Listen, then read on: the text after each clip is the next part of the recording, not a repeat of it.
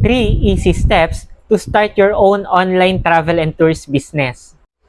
Step 1, attend our free webinar. Meron po tayong daily na webinar na kinakandak via Zoom through online po ito, which is dun po namin dinidiscuss sino nga ba si Global Pinoy Travel and Tours, ano yung mga services na ino-offer natin, paano tayo kumikita dito, and also yung mga different business packages natin to start ng ganitong negosyo. So doon matututunan nyo lahat, and syempre you can decide no, after nyo pong umattend kung anong package ba yung gusto nyo pong umpisahan.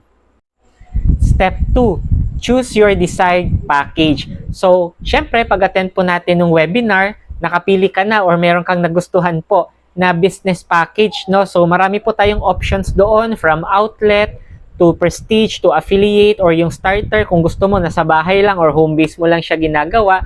So kumbaga once nakapili na po tayo ng desired package natin, so i-discuss din po sa inyo kung paano po tayo mag-avail. Pwede pong directly sa office natin or pwede din po through online, direct din po yan sa ating Global Pinoy Travel and Tours Bank account. So which is necessary po yun para makaproceed po tayo sa next step.